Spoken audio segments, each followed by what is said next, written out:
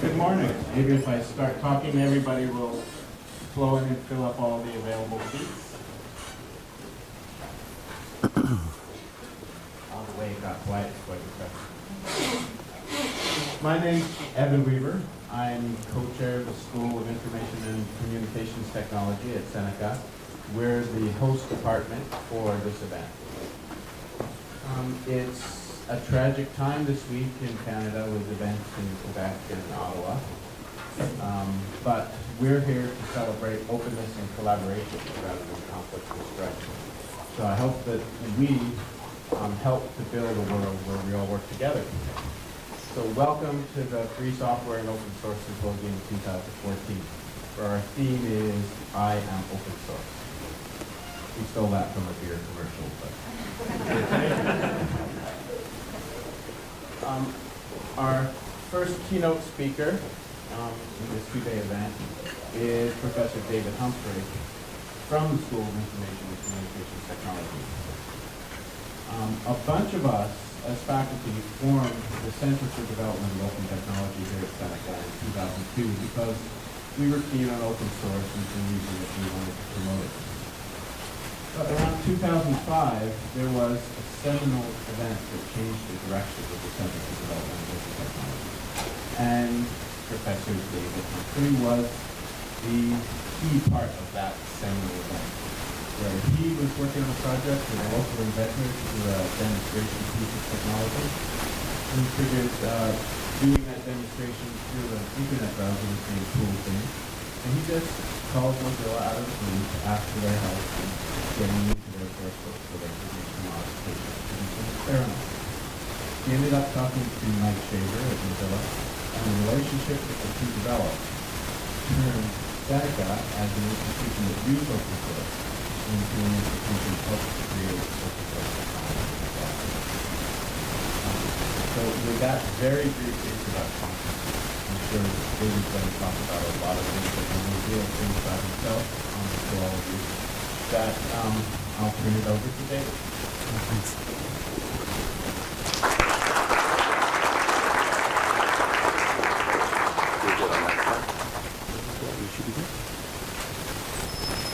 Just have to get my dual mic set up ready here, so forgive me. So thanks very much, Evan. I'm really pleased to be able to come and speak to you today. I've been, as Evan said, I've been working as an open source developer myself, and I'm going to talk about that. So I work with the Mozilla Foundation, and I work primarily on web technologies. So I build web browsers, I build JavaScript libraries, and different technologies.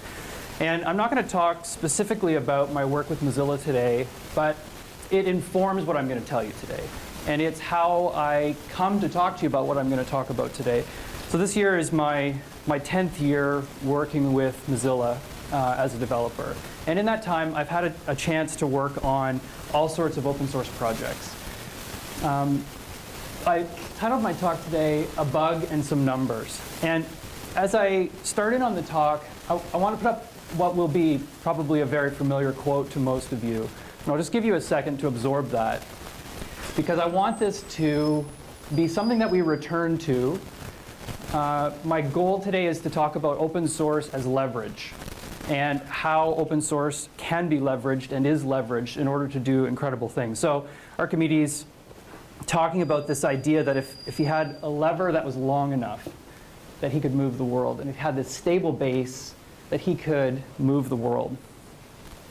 So what I really want to talk about is I want to talk about this.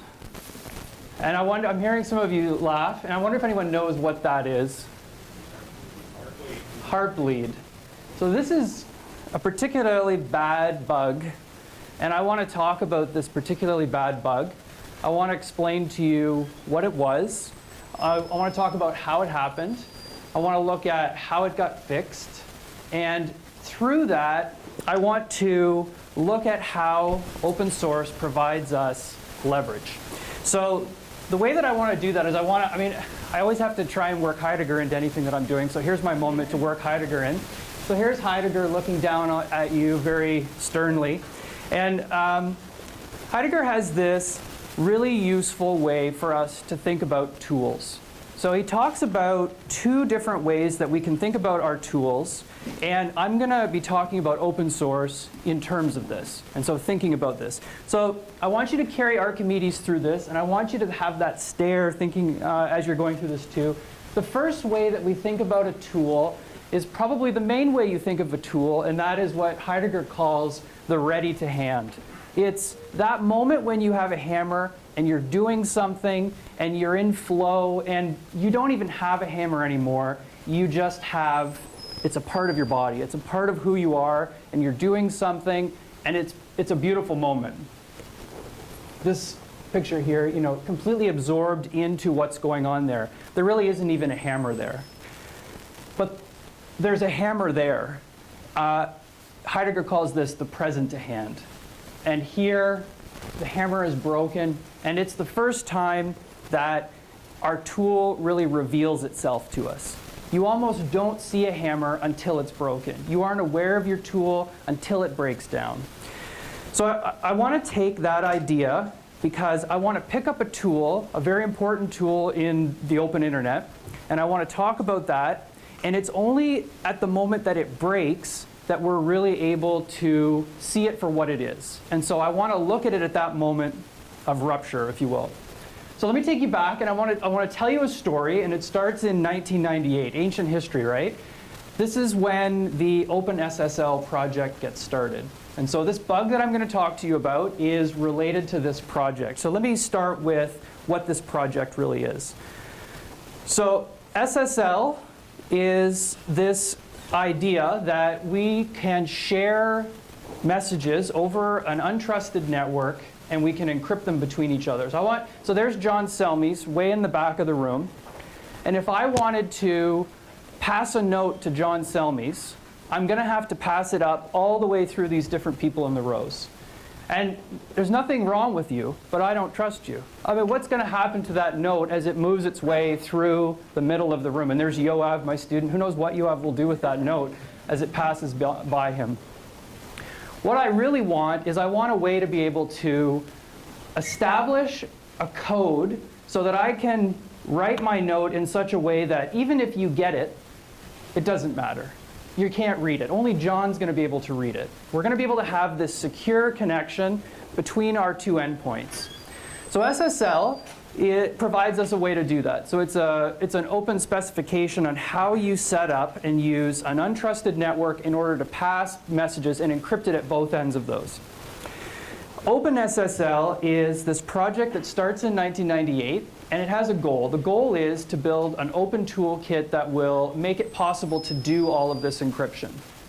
So I want to tell you a little bit about this team. First of all, you're talking about a very small number of people. In total, there are 15 developers working on the OpenSSL project, or active developers, only one of which is a full-time person working on it. The rest of them are predominantly volunteers. You have 500,000 lines of C code, which is a big program, but it's not the biggest program that you use by far. Your word processor is larger. Your operating system is many times larger. So it's a medium-sized program, if you will. It's an open toolkit. The name is very important, OpenSSL.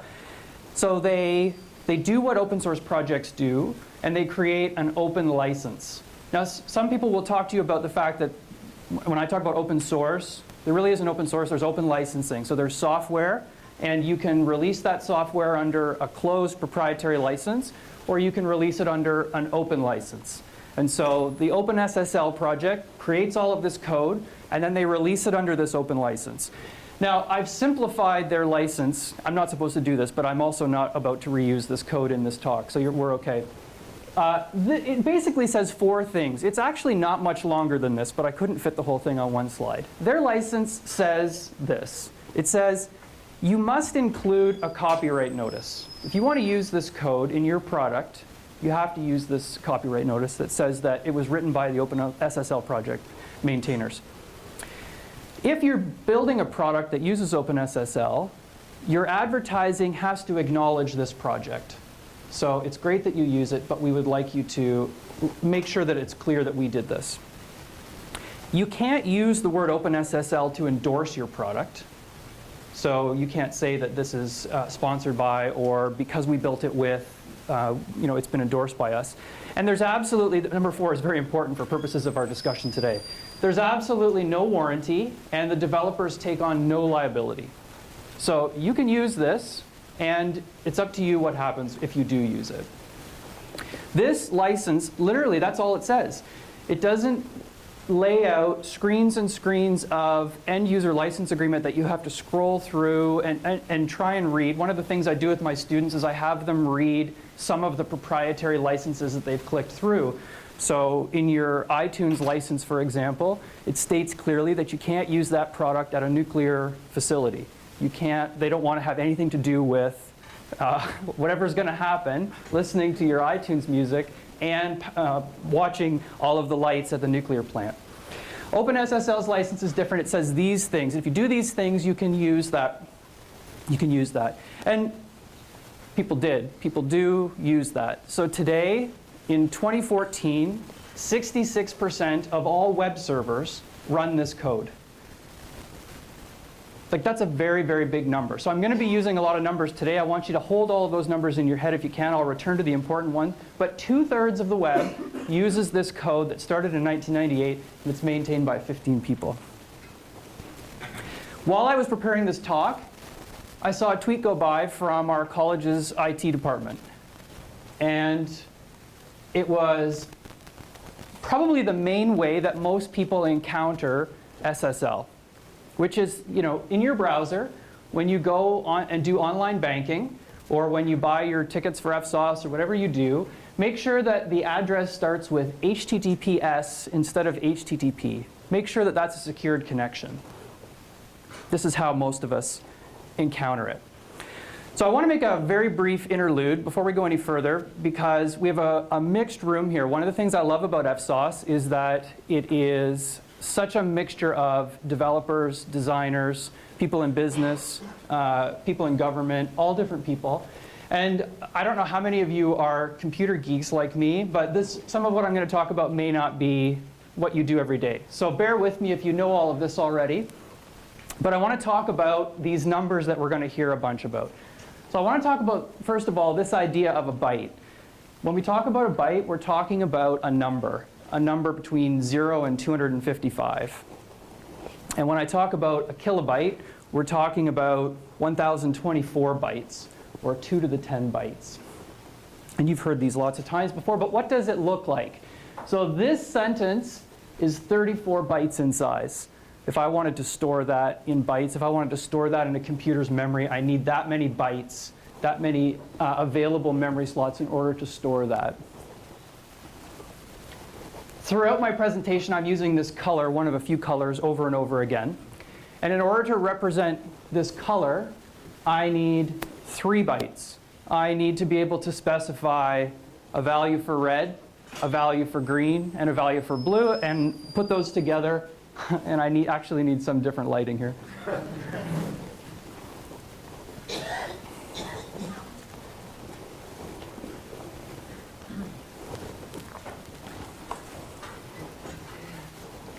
Perfect, thanks a lot. So if I can specify how intense the red is going to be from all the way off to all the way on, and how intense the green is going to be, and so on, I can create a color. I can create a pixel of color. 3 bytes. This is what 16 kilobytes looks like. That picture of a monkey head. That's exactly 16 kilobytes. How is it 16 kilobytes? It's 74 pixels across. Each pixel is 3 bytes. And then 74 rows down. It's a square. And it gives us exactly 16 kilobytes of information. This monkey you can hold in your head as you go along through the talk. When we talk about passing 16 kilobyte messages across, what does it look like? It's that monkey head. And when I talk about 64 kilobytes, it's 4 monkey heads. All right, so this is your simplified version of binary data, and it's enough for you to get started. So let's go back to our story for a second. We talk about OpenSSL gets started in 1998. By 2014, 2/3 of the web is running it. In 2011, the developers add a new feature. It's actually a really useful feature. So go back to John and I having a communication that we've set up back and forth between us. It turns out that it's somewhat expensive to set up that link. If I want to do an encrypted link between two ends over a network, there's a bit of cost involved in setting it up. And once I've set it up, I'd like to be able to rely on it. I'd like to just to be able to stay open. So they come up with this idea that wouldn't it be great if, while we're not passing any messages, because right now I'm giving a talk and I shouldn't be passing messages to John, what if we could periodically send a little bit of information back and forth saying, I'm still alive, are you still alive? Yes. I'm still connected, are you still connected? Yes. And so they called this a heartbeat. So the heartbeat extension to SSL, to the protocol, adds the ability for a client and a server over a network for the client to send to the server and say, I'm still here, are you still there? And the server to respond back and say yes. So it defines a new message type that you would pass over the network. And it looks like this. It's a 16 kilobyte message. So remember that monkey head, it's not very big. And what it contains is the following. It has a number of things. It has a type, and the type specifies whether this is something that's being sent or received. It has a payload, and the payload is some arbitrary piece of data that I'm going to send, which the server is going to send back to me. And if the server sends it back to me, I know that it received what I got. It's just a way for us to say, yeah, OK, I got it. I know what you said. And that is the payload. And then the payload has a length. So if I'm sending a piece of text, it's the number of characters or the number of bytes is what it is that I'm going to do. And finally, you have this padding. And the padding is there so that whatever your payload is, because it can be an arbitrary length, it will come out to exactly 16K. So we have this structured message that we're going to send that's going to allow this to happen. So here's an example of what it might look like. So I'm going to send a request to the server, and my payload is going to be the string YOLO. And the payload length is the length of that string. It's 4. And the padding, which I haven't written out in full here, is going to be some arbitrary bytes on the end of that, which is going to give us the complete size that we need in order to make this 16 kilobyte message. And the server is going to get that. And because we have an encrypted connection, it's going to decrypt it. It's going to see that I said YOLO. And it's going to send YOLO back to me. Now, that YOLO could be anything. It doesn't matter what it is. It's just something that we use to say, this was from me, and I'm going to send it back to you so you know that it came from, so I know it's from you to me. So the code for this, to add this feature, was very small. So again, I want to focus, the numbers are important here. If you're not a programmer, I'll put this in context for you. So we're talking about a change that made changes to 20 different files in OpenSSL, and it added 501 new lines of code, which is a very small amount of code. If you think about the overall size of OpenSSL being 500,000 lines of code, this was like a very small change. It was done by 2 people. So a German PhD student wrote the code, and it was reviewed by one of the core maintainers of the OpenSSL project. And they shipped this code. And when they shipped it, they turned it on by default. So when you ran the new version of OpenSSL that they were creating, that code would have the heartbeat extension turned on. And it's actually a great feature, especially for mobile devices and so on, because it means that you don't have to do that expensive setup all the time, every time you lose a connection. 2 years go by, and 17% of the web is now using this version of OpenSSL. There's lots of, I told you that 66% of the servers are running it, but lots of people hadn't upgraded their servers, or some people weren't doing secured connections, or some people didn't have this extension turned on, various reasons, but about 17% of the web is, or 17% of servers are using this. Now, there's a I wanted to say there's a joke that this code was actually checked in just before midnight, or just before New Year's. And so a lot of people say, you know, if only they had been out partying and not writing code. And so there's a lesson in that for you somewhere.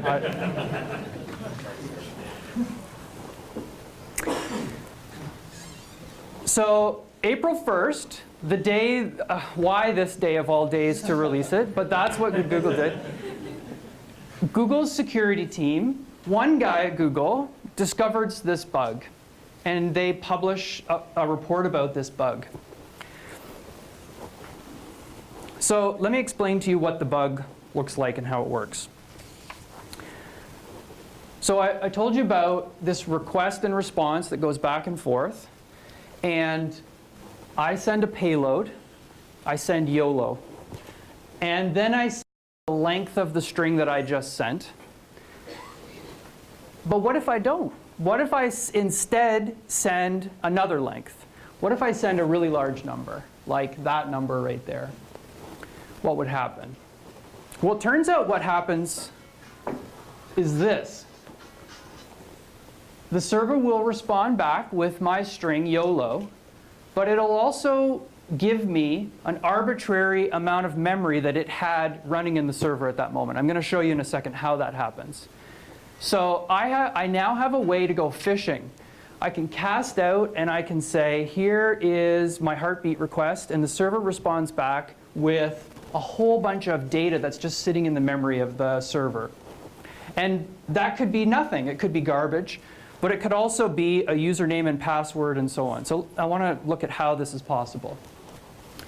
So depending on where you are on left side, right side, you can either look at the C code here, or you can look at the other code that I've written on the right-hand side. And I'm going to focus on this code over here. So I wanted to show you, first of all, what we're looking at in terms of the change that was made to this code.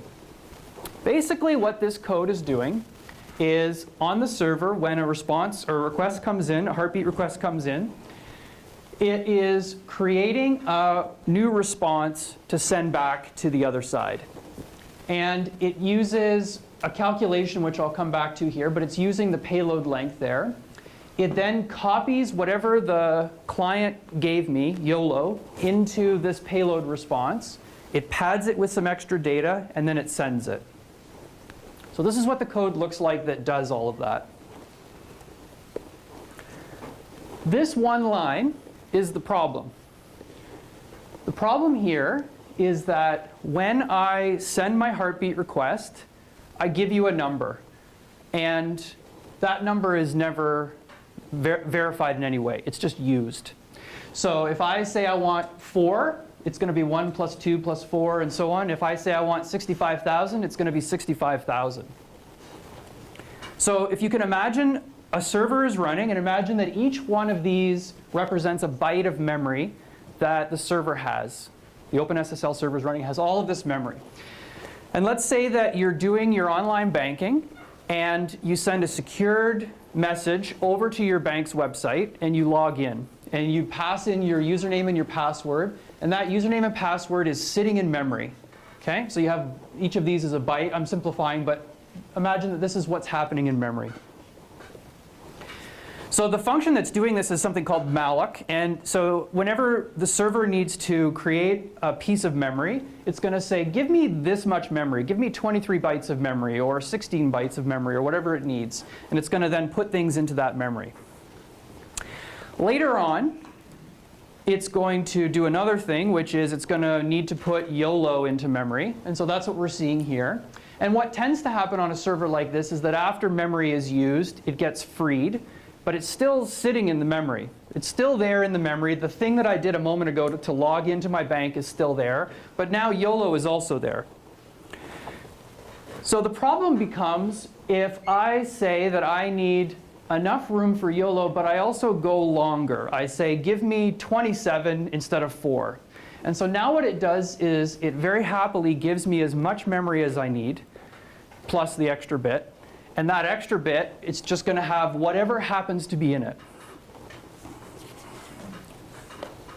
So this is a tweet that went out. Someone did this to Yahoo's server. And What I'm showing you here is a more technical version of what I just showed you a second ago with the different bytes. Don't log into Yahoo, because if you can see down at the bottom here, there is a login equals and then a password equals, and so a person's login and password is there. So an attacker has the ability to essentially just keep sending requests to the server with a big number, and the server will give you that chunk of memory back in the payload. And there may be something there and there may be nothing there. In the worst case, it's got username and password credentials or social insurance numbers or keys to do the decryption, whatever it is. And it could be just garbage. This is how you fix this problem. So here, we're doing the same calculation. We're calculating how much we need in order to do this payload. But you can see that we have one more check. We've added a check that says, if that size is greater than the maximum size that we would allow, we're not going to do it. We're going to refuse to do it. Very small fix. So this code was tiny. It changed 2 files, 31 lines of code. Most of them are comments. Developers do put comments in their code sometimes. And if we're keeping track of bytes and so on, it was a 5 kilobyte fix, if I were to take that entire patch and look at it. It was done by 3 people. So 2 engineers at Google wrote the code, and one of the OpenSSL maintainers actually landed the code, put the code into the project. So let's think about numbers for a minute. So far, we have 2 people wrote a new feature to OpenSSL. 1 person found a bug in it. And then another 3 people were involved in fixing it. So we have 6 people. The original feature, 501 lines of code, plus the fix, we have 532 lines of code.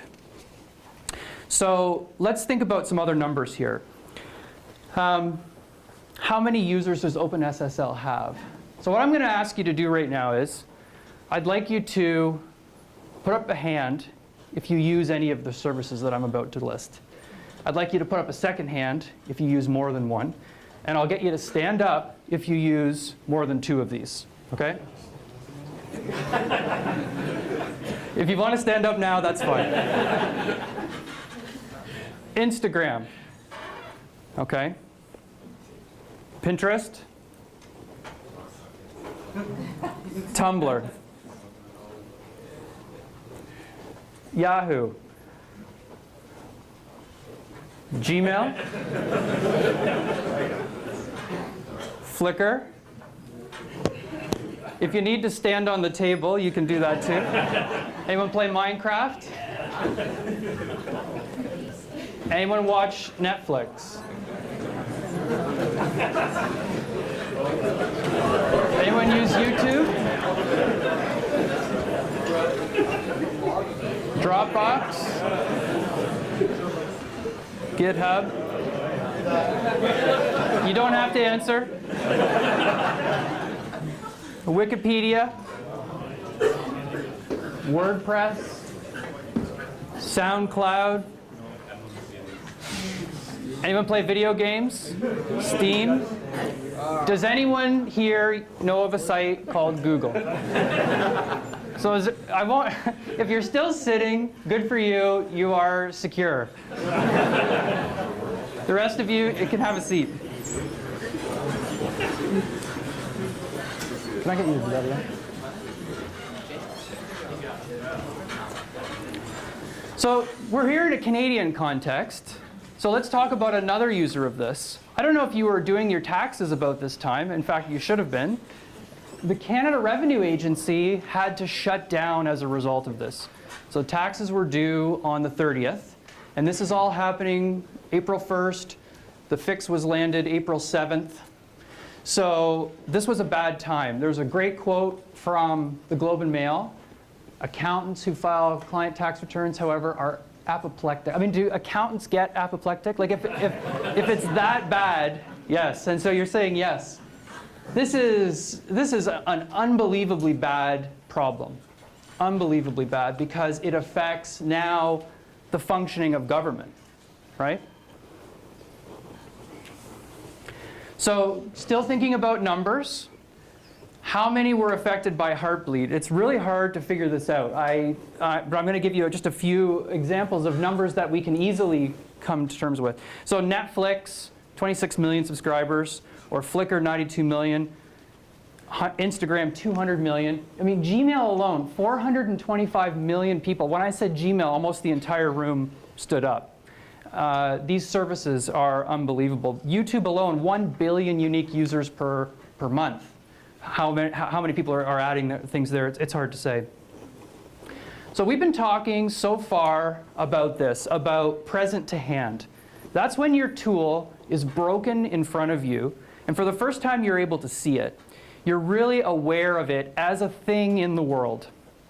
And I want to end and flip that. I want to talk about this tool in terms of ready to hand.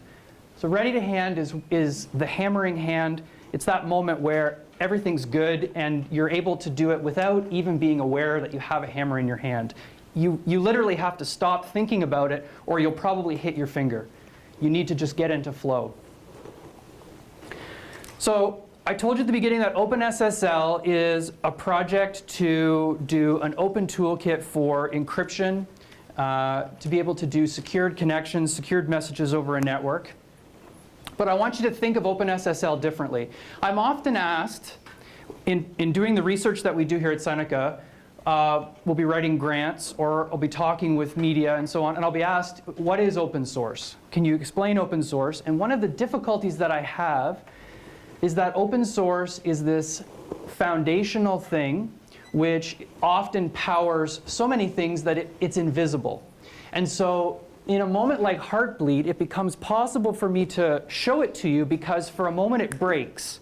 And when it breaks, you can see it. All of a sudden it's there, and the whole world shuts down, because OpenSSL isn't just 500,000 lines of C code and 15 people developing. It's the very foundation of all of these things.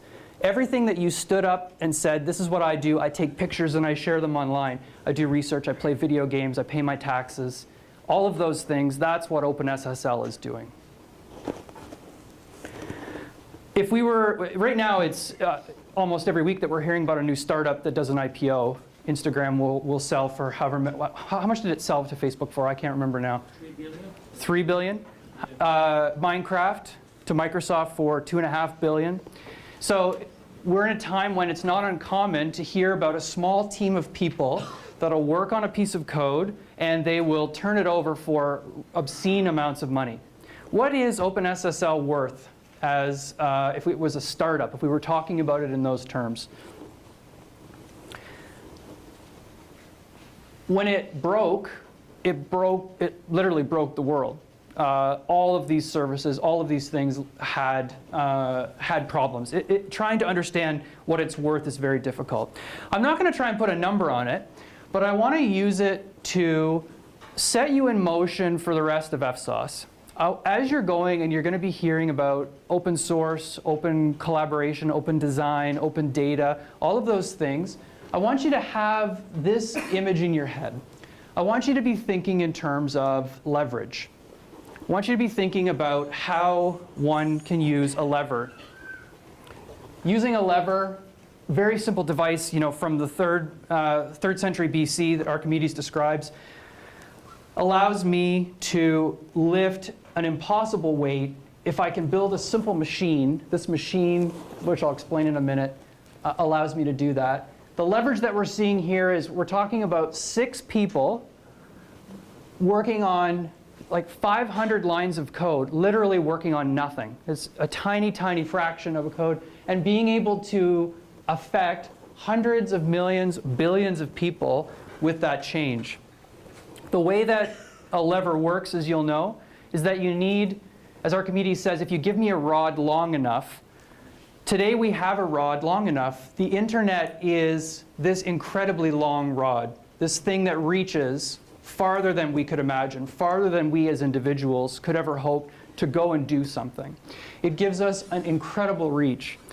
And he also said that what I need is I need a rod that's long enough, but then I need a stable base and a fulcrum that I can pivot it on. I need to be able to lean it on something so that when I push on one end, the input on the one end gets amplified out the other side, that I can lift this other thing. And so I want to argue that the way that OpenSSL does what it does is because it has a base built in being open, open source, open data, open protocols, open standards, so that a few volunteers can write a piece of code. Engineers at Google can take that code and read it, find a bug, fix that bug. They can collaborate on that together.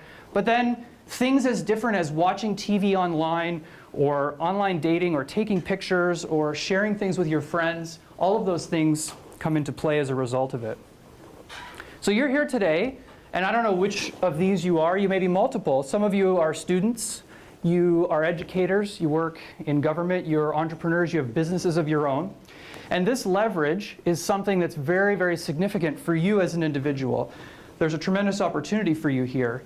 So on your own, I want you to know that you don't have to go to the right school. You don't have to live in the right city. You don't have to necessarily know the right people. You don't have to have all of the things that most people would tell you, well, this is how stuff gets done. In fact, what you need is you need leverage. You're never going to be strong enough as a small team or as an individual to do the kind of lifting that I'm talking about here, the kind of lift that affects the whole world. When I was looking at stats yesterday, current estimates of the internet's population are about 2.9 billion people, and that's growing as more and more people are coming online, lots of them coming online on mobile and so on. Your reach, your potential reach is tremendous. I myself, as an individual here working on research projects at Seneca, I have code that is running on more than 1 billion devices in the world. And like, that's an unbelievable thing for me as a person to say, but it's not because I've done something magical. It's because of this leverage. It's because of the internet and the ability for me to build on open standards, open code, and so on. I wanted to end with this. I was really interested. What you're seeing here is a screenshot of the very last change that was made to the OpenSSL project this week. And I want you to notice what it is. It's a change, and if you haven't looked at these diff views before, you can see in one line there's a minus, and in one line there's a plus, and it indicates that something has been changed. And so what was changed here? Adding a missing credit. Adding Vlad to the list of people who were being credited inside the documentation for this code. And to me, this was a perfect example of what I'm trying to say, that all of this stuff gets built at the individual level. But the effect out the other side of that lever is into the hundreds of millions and billions of people. And I think this is a great place. I think you should consider how you're going to use that opportunity. Whether it's going to be that your name is going to be on that code or you're going to be engaged in this in some way, but the possibilities are there. And I'm excited for the next 2 days for all the different ways that you can see in terms of being able to get involved in doing some of this. Anyway, I'll pause there, and thank you very much for your time.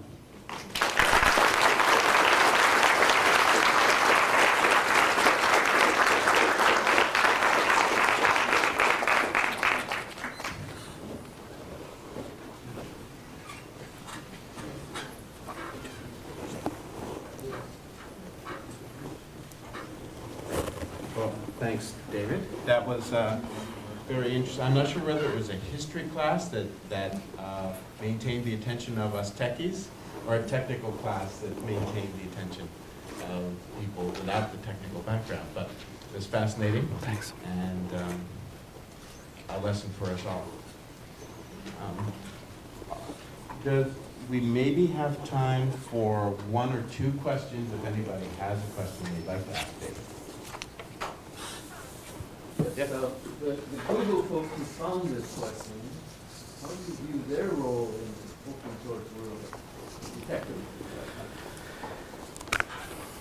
I think that the fact that Google played a dual role there is significant. So the fact that, I mean, finding it is great, and it's hard to know who else found it, because that code was in and shipping for 2 years before the Google researcher made the announcement. So the possibility is that many other companies actually found it too. Whether the NSA found it, for example, other people, it's really hard to say. But for me, the fact that they could come and fix it and participate in solving that problem as well is a kind of internet, good citizenship that I would expect. I think it speaks highly of Google in that instance.